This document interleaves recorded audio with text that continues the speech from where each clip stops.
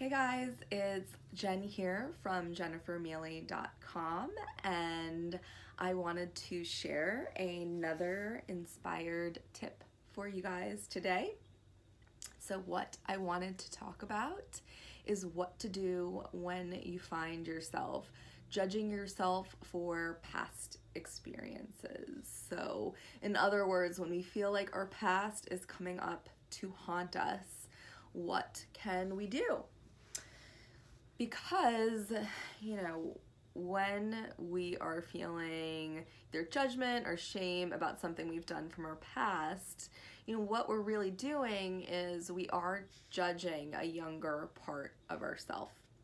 So if we can go back and see in whatever particular circumstance it is, and this can come up in many different ways, so we can judge ourselves for relationships that we've had, we can judge ourselves for dating experiences, we can judge ourselves for decisions we've made at work and in our business,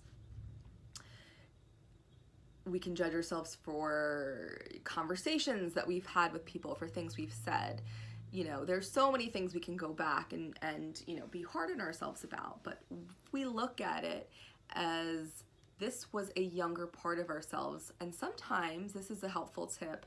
If we actually think back to that specific scenario and we think about how old we were, we actually think about the age and say, oh wow, where was I at that age?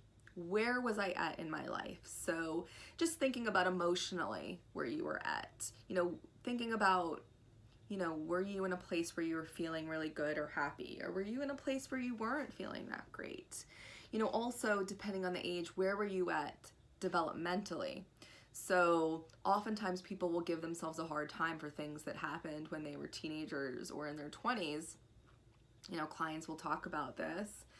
And the reality is, we are still learning when we are those ages. So when we're teenagers, our brains are not fully developed at all. We are more likely to act impulsively and have black and white thinking. And, if we weren't taught how to manage our emotions and behaviors, which most of us in this culture have not been, then of course we're going to be doing the best that we can.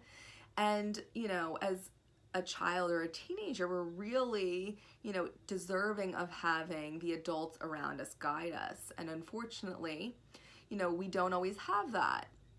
Now, when we're in our 20s, our brain is still developing. Our brain actually doesn't develop until about 24, 25 fully. So what that means is that we're going to not be able to process our lives. I mean, if you think back, if you are older than 24 and 25 watching this, a lot of it can feel like you're kind of going through the emotions in this, dreamlike sort of state, because we don't have the awareness, we don't have the higher level of thinking yet. So giving ourselves a hard time for choices that we've made when we were younger and didn't have the experience and wisdom that we may have today is, one tip to be compassionate towards ourselves about. Another tip is to also remind the younger parts of ourselves, because as I discuss about parts that these inner children, they can get stuck if they've never been heard or listened to. And so when they are stuck, they keep repeating their worry, they keep repeating their fear. And so we can actually let these child parts know, hey, I'm here, I'm the adult now, and I'm here to help you. And you don't have to do this alone. You don't have to do this anymore. Time has passed. Your adult self is here to help, and that I'm doing things differently. And you can remember all the things that you are now doing differently, the different ways that you're taking care of yourself, the different ways that you've shifted, and remind these parts, these child parts, that they can trust you now, that you know what you're doing now. This is another tip to, give yourself compassion. So the two tips that I've mentioned today, one is to notice when you're having judgment or shame come up about a past experience, to look at that past experience being experienced by a younger version of yourself, and to even go back and look at the age of that part of yourself and then see, where you were at emotionally and developmentally at the time, so that you can recognize that there was a reason why you were where you were at. And then also to speak to these younger parts from your highest adult self and remind them that they are now not alone. They have an adult who's able to support them and guide them, and you can even give examples to them about where you are and where you've come from, or also just remind yourself of that.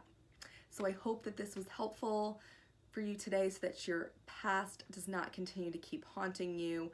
Also, be gentle with yourself, because this is a process that we often have to do multiple times a day, multiple times a week, continuously. So you may work with one inner child's part, and then there's more that come up, and that is perfectly natural.